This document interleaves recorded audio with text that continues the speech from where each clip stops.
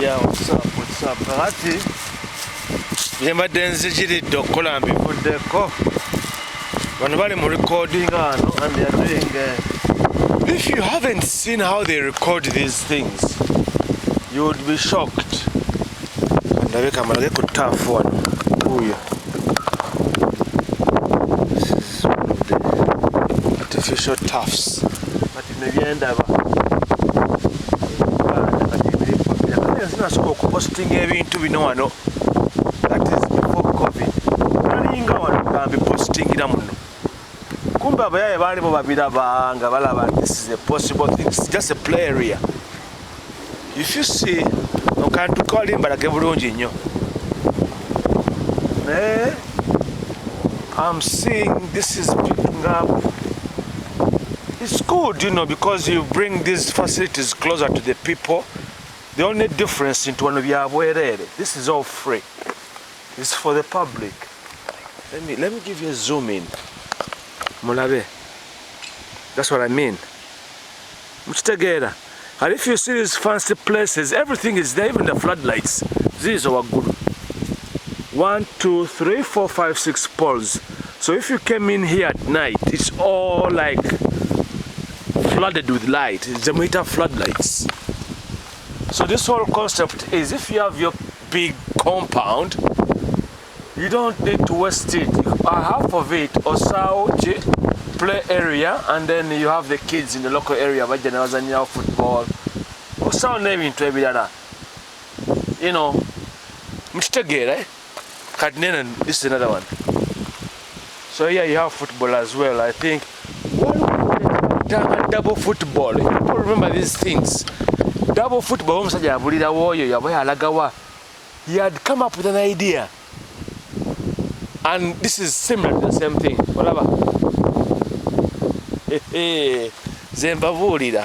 Only that his idea wasn't bought. I don't know. This is many years ago, 80s or 90s. So I'm bringing you all these things. Mubyegombe, probably mujjamu ne ideas endala. Ebintu biba bingi nnyo kati ffe tubadde mu diaspora for 20 years. Tulabye ebintu bingi nnyo ebikola ssente. There is something I want to show you. Let me come here. Kino ekintu kino, hope this one will be able to show it on the camera here. It's a bit low. I go behind a bit, probably. Kakati, I'm going to open my bag.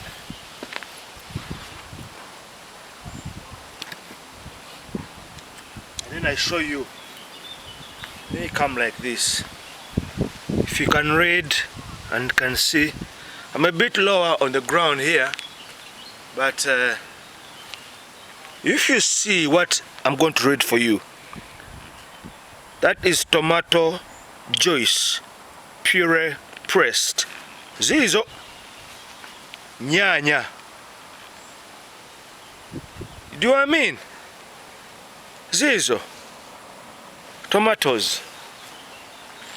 Banywa nako mulabe nti no banywa tomato juice jali. Kakati omuntu n'agenda Kaleerwe batunze ebintu biweddewo ne basuula. Mwana oyinza n'okukaaba amaziga kankubuulire wala ebintu ebyo kibayita value addition. Kati these are the tomatoes ezitabeera shaped nicely to meet the market standards. Bana ennyanya zirina okubeera same size, same whatever color, whatever. Naye kati ezimu kati bye bakolamu puree. So even the skin, after they have done the orange puree, nayo skin eva ku nnyanya balina gyebaja tewali ke basuula. So let me give you another example. Look, all this grass has been mowed. They've mowed this hog. Bagenda kujja, they will come and scoop up all this grass once it's dried up, and it's going to make hay. Kakati balona balaba nabalaga wano during summer. All these leaves, when they fall off, They have a machine they bring which will suck everything off the ground. And then they come and they dump it here. Ngena balagawo. Wakati bino byebibeera kati local authority ekola sente mu bintu bingi. Let me show you. You see that? You see that? Kati we babisuula. Kati nebikola compost. Kati compost oyo ne bamuguza abalimi. Farmers. It doesn't get better than that. Naye bya Waltham Forest Borough Council. Kakati bintu byekolamu sente kati ebiwa private contractors ne bajja ne bakola gino gyonna emirimu. If you are in the UK nga muli mu bifo byammwe gye mubeera, local authority erina okuyiiya sente. They don't depend solely on the government. The government etuwe tuzimbe. No, they have kati balina ba managers. They have brought in, if I'm Kawempe division MP, the town council erina okuemployinga ba experts, ba executive, abantu ab'obwongo, and it's what's called a local authority, not a council nti mutuulaawo mubalirire obusente bwa government esujja budget ate obusente mukabira misaala ate things like that tibiriyo. Ebyo bisoza n'okuswaza. Kati nabalaga na allotments ziri wano. Allotments ezo schemes nazo zibeerawo, education and everything. Kati abasomesa bano abakaaba emirimu. This is teaching program for schools. Kati nabo bakolayo ekintu kyabwe ne bakiyizaamu funding.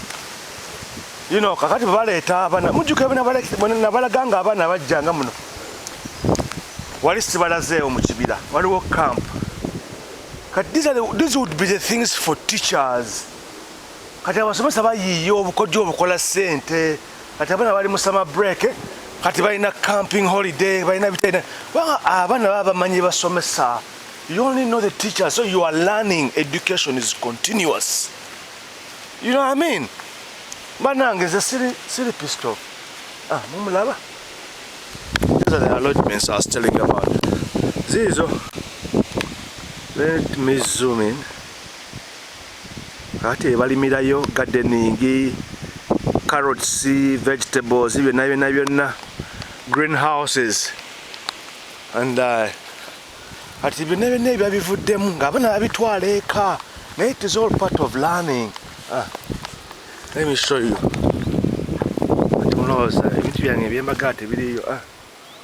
What's that word?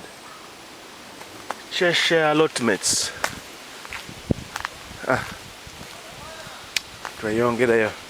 So in terms of sustenance, wano omusomesa abeera kibayita key worker. Key.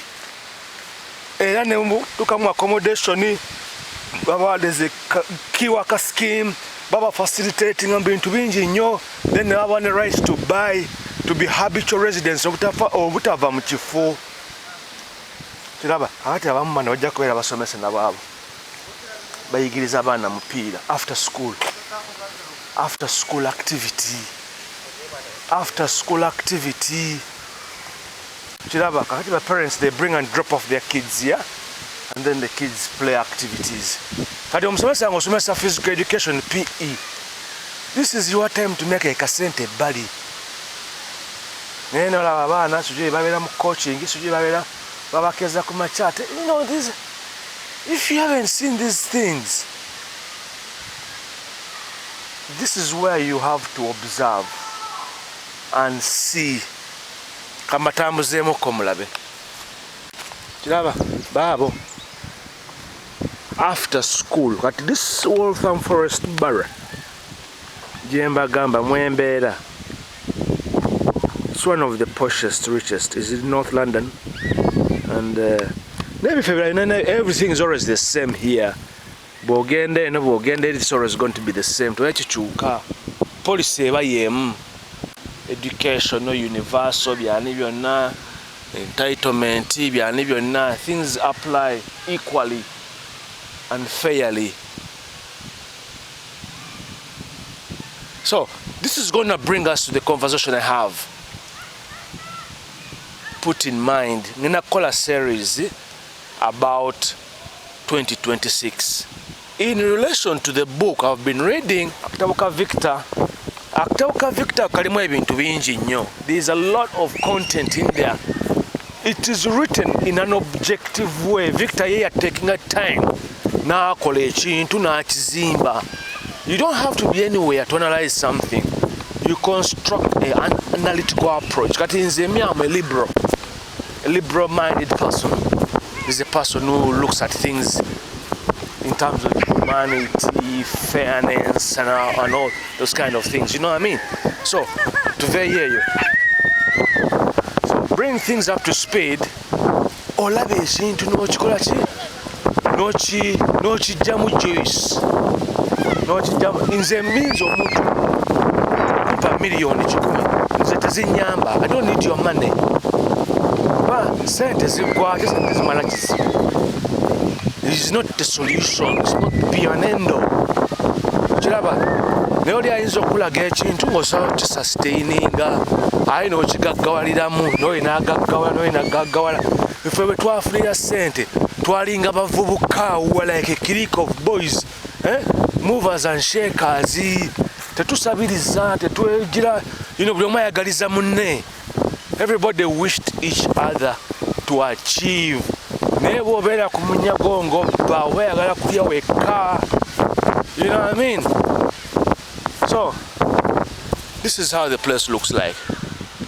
How do you have your own acre of land? Somewhere mu kyalo, you ring fence it to the trees, bring a land grader, level it up, boom, boom, boom, boom, and that's it. You don't need capital. Temuzima mahoteli ago. It's so much capital intensive. If you came here during summer, you would see much more than even this. Pitching at tents, pitching ebintu ebiri mobile. Mobile camper vans bazireeta wano bita byonna byonna nezikola ki? Nezi hosting abantu for a couple of days. Hello doggy. You're my friend? Hello. Hi. It's beautiful, miss. Hello. How we go? It's a nice one. Chana atudde bambi oba alowooza ki? Bino ebintu bya loneliness here, you know. People are lonely. You have everything, but you don't have everything. Either you don't have a person in your life, or you just want to take time out to look into yourself. So byange. Bali nagala kukola bu recordings wali wembadde mbagambye things didn't go as to plan. They were doing some recordings there, so I could. Bambi wasn't bagamba politely be excusing, and I accepted that. I know it's no arguments. It's a public space, and yeah, wait with you. So let's go forward. An analytical perspective.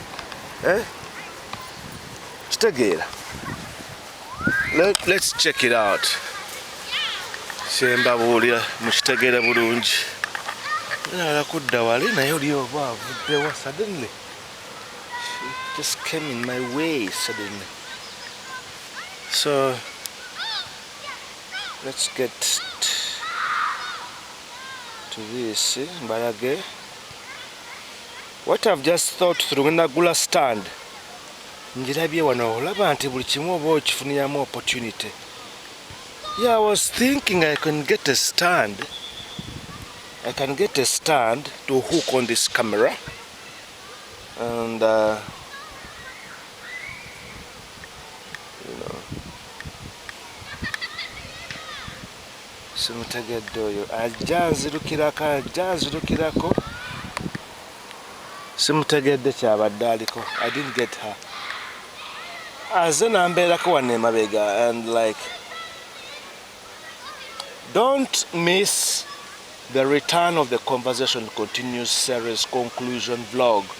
A visionary prediction of the 2026 transition change.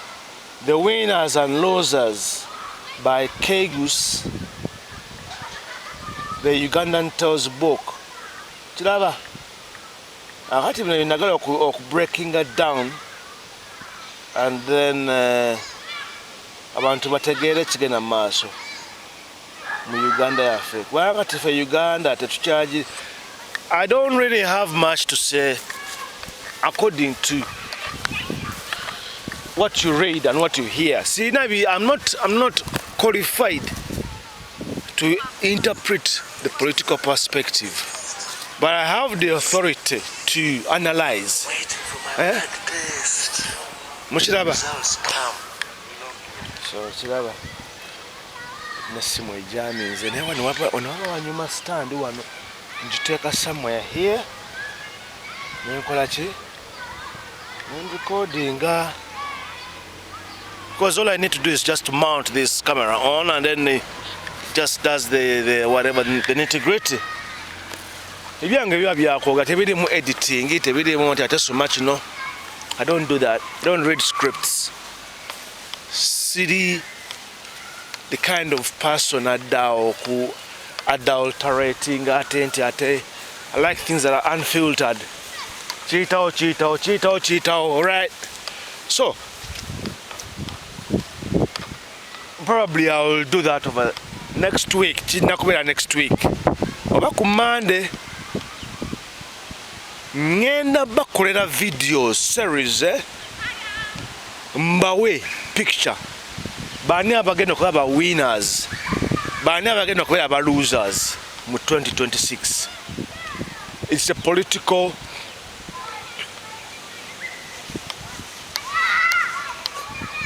visionary perspective katika olinga banagamba nti gondo labye bekwanye. Then I say 5 years from now this is what is going to be the situation. So you predict. Chidaba. But of course a prediction will have losers and also winners. Who will be the winners and the losers? Muchitegera. So, you know, kati fa basomyeko ebintu bino. Living outside Uganda, we can't be judged to be objective. So, ate oli agenda kumpa sentence yogera bwoti tekiriyo. Twave Uganda nga tuli bagagga. So tuli eno tutandise bulamu bwaffe tusetolinze. So that is it. Ye story ya oli agamba nti ate Uganda tugimanya. I don't need to know Uganda kuba Uganda nagirimu nga ndi bulungi. I don't need to know. Nali Uganda nga ndi mugagga yanga millionaire era nakwata emitwalo 4 eja dola mu business nenkola ki nzija kusoma nazi so nazija na Uganda. So ate abantu bagamba bazijja Bulaya suji sente ziva Bulaya suji bazitwala kuzimba mayumba Uganda. No. Kati omuntu jaga atwaleka ebyobugagga byaffe biri ebitudde sente zikula. You don't need to know those details. Kubanga you're really part of who you somebody. What makes me have the leverage? When I go, Kegus gwe panka. No, omuntu oba tomumanyi observe ebintu byakola and learn. Omukazi newe tomutajja kwagala. Mwagaleko ekintu okitwala ewa mukyala wo. Ate kati ffe tubadde much more exposed. Nze omukazi n'akugamba nti ayagala nnyo emikwano gyange gy'abakazi kubanga amanya nti ali ku competition. Omwami ayagala ebirungi mikwano gye bonna abakazi balungi. Do you know what I mean? I tell you. Naye bwakolanga emikwano gye bikazikazi suye bifumba caayi byani byonna bikazikazi bwe bityo. There's a lot of questions here and there. Kiraba. Naye kati wano alenze byange sibikweka mbiteekayo ne ku kitimbe n'abiraba laga you have a beautiful friend. Omulala, she's my friend. That is it. jealous evaawa era ugoba ogitaddewo naye alina emikono gye gy'abasajja, you know, and that is it. Because things like that, you don't put these barriers in people's lives. So that's it. And abantu bantamye ekintu ekyo kati ndi side eno olina jjaddaada ate nakulabye ng'oli side yo. So and yeah, we are talking. How much time do we got? Train yange zeyo. So train here again. I love that train. Naliwo nga baleeta train eyo. There used to be a very rickety train. Old stock. This is new stock. Eri ali ekankana nnyo papa, which wasn't a problem. But things have to change. So let me stop this video here. Sagala kawanvuye nnyo. Nze kyembadde magamba kiri kimu nti I am going to do a series which I think will be very beneficial to so many people, and especially those who are thinking of ngenda kuddayo Uganda, ngenda babuulira everything in terms of being a migrant, being an immigrant, and being a settled Ugandan. You're footing at the diaspora Italy, yo. There's nothing like called diasporian, and that is my word. It's me who phrased that word in 2011. Yes, the word is there, but in terms of which context you're using it, the Ugandan diaspora, teachiriyo, because you're not part of what they call the Nakba. Nti mulidaye wamwe. You have to be dispossessed or the stateless one. Stateless. You're being hosted. Jori. You have the mulidayo. It's not. As long as you are Ugandan and you are British, you're in a red passport, you're in American passport, you're all those things, you're just a Ugandan living in Denmark, a Ugandan living in Sweden. You're not a diasporian. So, if you are to say you are a Ugandan, so in what category are you? Kakati bwe ebya dual citizenship, ndangamuntu. I know people who are here. Why were they bringing ndangamuntu here? You're always British. So do you get the conundrum? Tate because naye akayumba kange Uganda, tate because nagulayo butakataka, people are living in panic. Ngenda bawa information irrelevant to knowing what next. Tulia cases, families zenyini case neyo gamba nti toyina kyabusika wano kubanga wajje Bulaya n'okyusa n'amanya. Eno tukumanyinga nabu Kenya sujui Brenda sujui yolionga Mukongo. Do you get what I mean? All these things. I'm going to give you a breakdown. Alright? Mwesunga series eyo ejja kubeeramu ebyokuyiga bingi. Deep stuff. And kakati gwe oli daddi eri abamaze emyaka 40 myaka 30 balina fantasy eyo bazimbye amayumba amalungi tabagasuzeemu bagenze bazzeeyo bakaddiye bakoye tasobola kubeera Uganda. You know, all these things is dilemma. What is a dilemma? A dilemma is into you're stuck against the wall. Then you find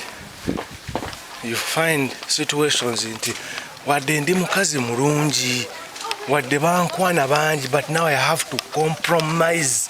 Tovolaba obuyaye buveeyo ne buki ne bwetikka abawala abalunyoga nti oyo yakaggyemu atya olubuto. Naye akagayi kamusikiminganga because you are human. Kiraba kubanga bana abasajja abalungi nabo babako abantu baabwe. It's a win-win situation. And oba winninga nawe naye alina okuwinninga. So you can't have the best of both. Right. Okay. Kale. Katukome wano. And this is another conversation coming. Yep.